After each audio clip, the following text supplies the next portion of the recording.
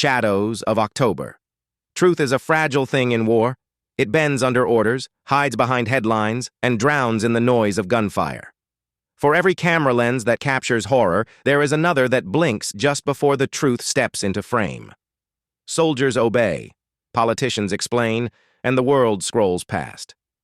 Yet somewhere between the silence of the hostage and the smoke over Bay Area, truth waits, unbroken, patient, dangerous. This story is not about sides. It is about control, who seizes it, who loses it, and who dies while the powerful debate meaning. It follows a young Israeli radio operator, a Hamas captive, and a journalist who sees both sides of the line but is trusted by neither.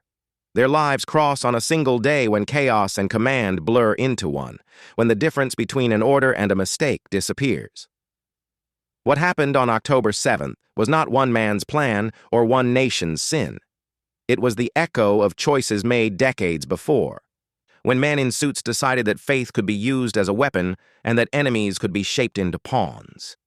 It was a lesson learned too late, that the seed of control, once planted, grows in every direction. The frequency of silence. The radios screamed first. Private Eliav Baruch sat inside a half-destroyed command vehicle near Be'eri, clutching his headset as voices tangled in static. He was 23, the youngest in the unit, and the only one still alive in the truck. The last clear words he heard before the blast were from the northern base. "Do not let them cross the fence with captives. Repeat, no crossings." Then the signal broke. Outside, black smoke curled like fingers. Civilians stumbled through the dust, some screaming, others already silent. Eliav's commander had called it Hannibal Protocol. No one explained it in training, just a single sentence in the manual: prevent capture at all costs. He loaded his rifle. He saw shapes running across the field. Some wore Hamas headbands, others pajamas. It was impossible to tell who was who. Then he saw a child, a boy no older than 10, dragging a wounded man by his vest.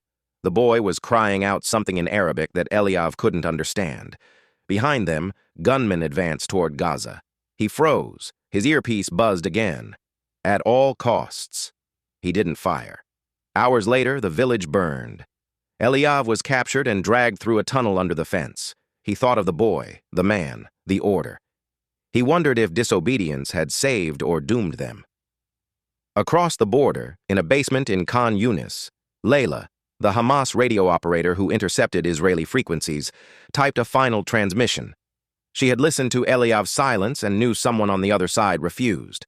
Her commander demanded coordinates, but she kept them to herself. For a moment, she let compassion override command. She turned off her radio and whispered, "No more signals." Weeks later, journalist Amir Safdie sat in a Tel Aviv newsroom staring at 3 documents spread before him: an internal IDF report, a Reuters translation, and a photocopy of a 1980s decree registering a charity in Gaza, Mujama al-Islamiyah. He traced a line from the old policy to the new chaos, from tolerance to terror. The headline he typed never ran. His editor killed it within the hour. Too close to classified, they said. But Amir knew. The truth was not hidden. It was ignored.